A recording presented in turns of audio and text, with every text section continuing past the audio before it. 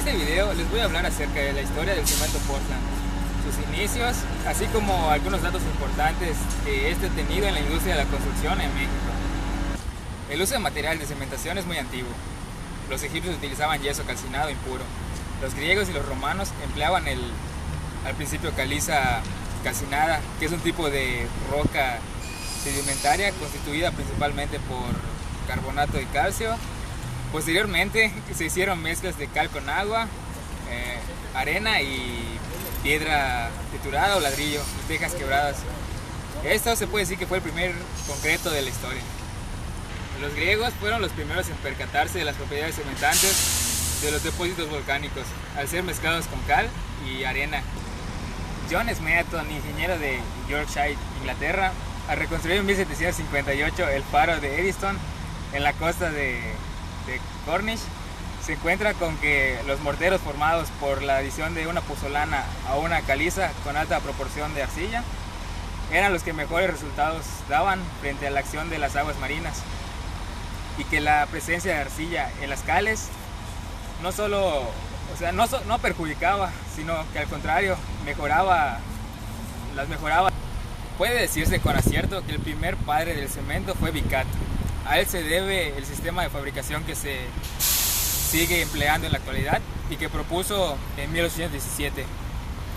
En 1824, Joseph Addison, un constructor de Leeds en Inglaterra, daba el nombre de cemento Portland y patentaba un material pulverizado que, amasado con agua y con arena, se endurecía formando un conglomerado de aspecto parecido a las piedras calizas de la isla de Portland.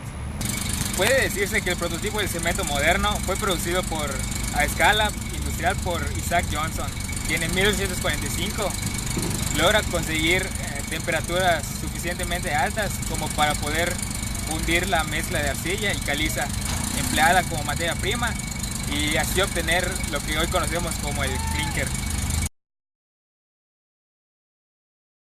Ahora vamos a dar algunas definiciones que han sido tomadas de la norma mexicana NMX C021 o NNCCE 2004.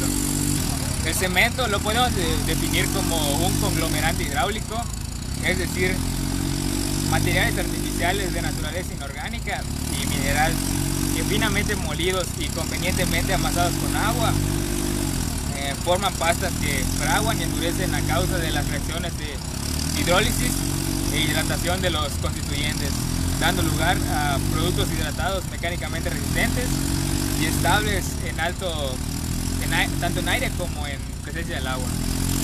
El cemento Portland se define como un producto artificial que resulta de la calcinar hasta principio de fusión, mezclas homogéneas de calizas y arcillas, obteniéndose el clinker, el cual se pulveriza junto con yeso y actúa como retardante del fraguado, pudiendo añadirse productos activos o no. En México, para el año de 1900, el cemento se empleaba como materia prima para la fabricación de mosaicos y solo como mortero. Ese material no se producía aquí en México y había que importarlo a Europa.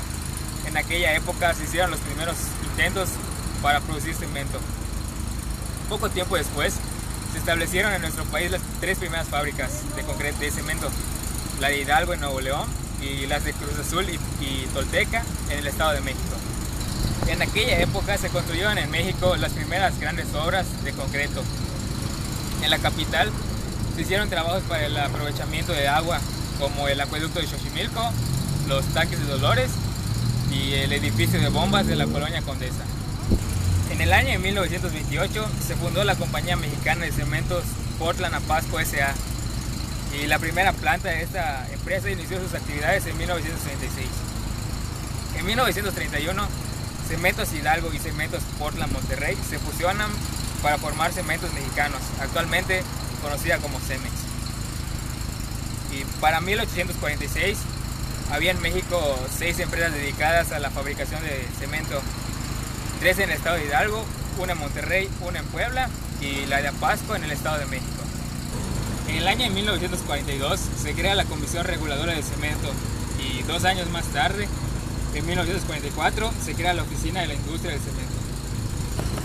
Ya para el año 1948 se crea la Cámara Nacional del Cemento, la CANACEM, con la participación de todas las empresas constituidas como sociedades anónimas. En 1959 se funda el Instituto Mexicano del Cemento y el Concreto, el cual adopta las funciones de divulgación del cemento y del concreto, así como la participación en la elaboración de normas de calidad del cemento y del concreto.